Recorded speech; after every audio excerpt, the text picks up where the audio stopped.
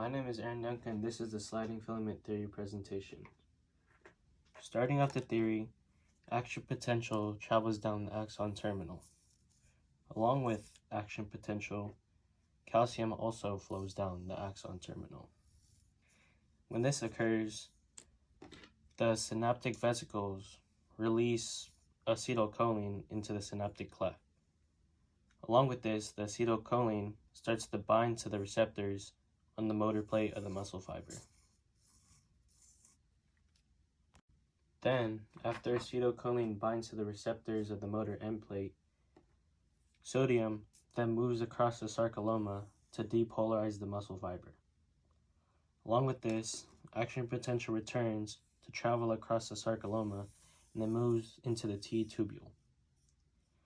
After action potential is moved down into the T tubule, calcium is then moved along the cytoplasmic reticulum and then is released.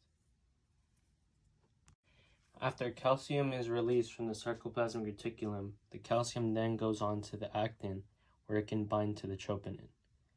Once calcium is binded to the troponin, the tropomyosin is then released, which allows access to the actin binding sites.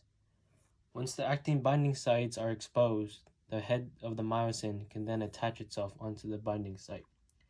Once binded, the myosin heads will then pull and push the actin towards itself, causing a contraction according to the sliding filament theory. After contraction, calcium will unbind itself from the troponin, which will then have the tropomyosin cover back the binding sites, which will then release the myosin heads from the actin. This will allow the actin to move back to its original state, resulting in relaxation. Thank you for listening to my presentation on the sliding filament theory.